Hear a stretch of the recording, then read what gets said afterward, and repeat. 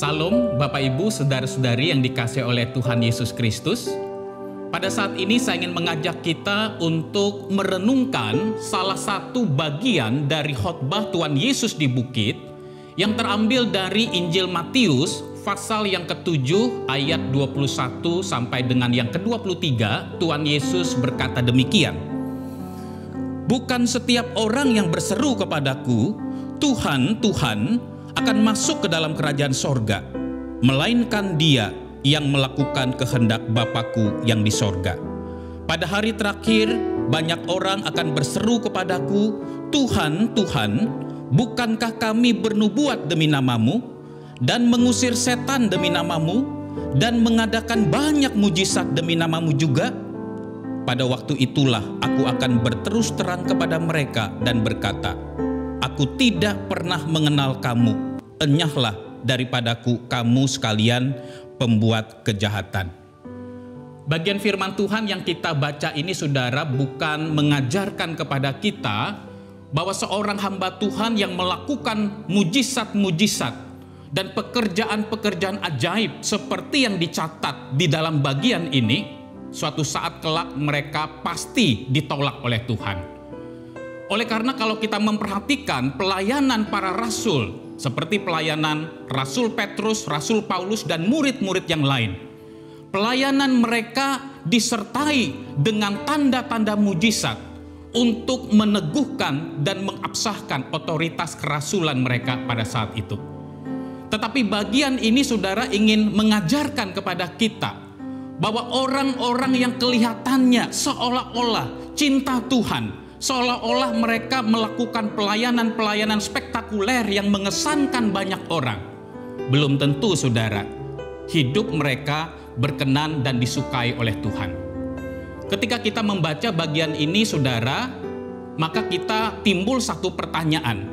Apa yang salah dengan orang-orang yang dicatat di dalam bagian ini, sehingga ketika di hari penghakiman, Tuhan Yesus bukan memuji mereka, melainkan menolak mereka.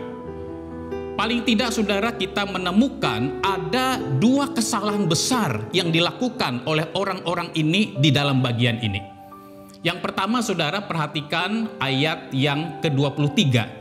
Tuhan Yesus berkata, Aku tidak pernah kenal kamu.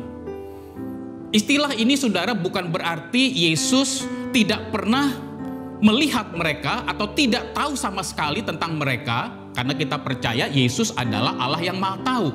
Tetapi istilah aku tidak pernah kenal kamu di dalam bahasa aslinya, saudara, bahasa Yunani memiliki makna aku tidak pernah memiliki relasi pribadi dengan kamu. Dengan kata lain, saudara, orang-orang ini sekalipun memanggil Yesus dengan sebutan Tuhan, Tuhan, tetapi mereka memang tidak pernah mengalami karya kelahiran baru. Mereka tidak pernah mengalami karya keselamatan, anugerah Allah di dalam hidup mereka. Dengan kata lain, saudara, mereka adalah domba-domba Kristus yang palsu, yang mengaku-ngaku mereka adalah murid Kristus. Bapak, Ibu, saudara-saudara yang dikasihi oleh Tuhan, kita perlu waspada. Pada saat ini, saudara, banyak orang-orang Kristen yang kelihatannya mereka mengenal Tuhan, tetapi sebenarnya mereka belum pernah mengalami karya kelahiran baru dari Roh Kudus. Jubahnya Kristen, tetapi Kristus tidak ada di dalam hati mereka. Kesalahan yang kedua, saudara, yang dilakukan oleh orang-orang ini, saudara, adalah di dalam ayat 21 dan ayat yang ke-23 yang hendak mengatakan bahwa orang-orang ini di dalam kehidupan sehari-hari mereka tidak melakukan kehendak Allah. Saudara-saudara yang dikasihi oleh Tuhan, mereka menyebut Yesus dengan sebutan-sebutan yang agung, yang santun, yang benar, Tuhan, Tuhan. Tetapi, saudara, di dalam kehidupan sehari-hari mereka tidak berusaha untuk hidup di dalam ketaatan dan kekudusan.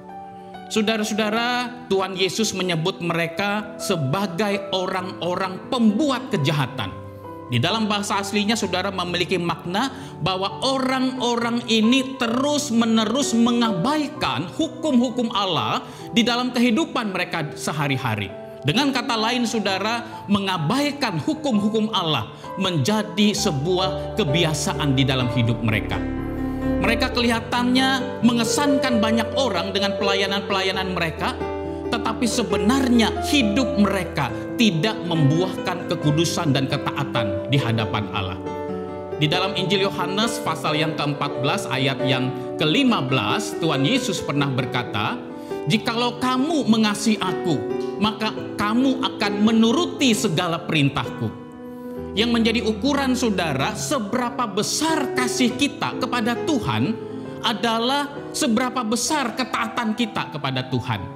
Cintamu kepada Tuhan tidak akan pernah melebihi ketaatanmu kepada Tuhan.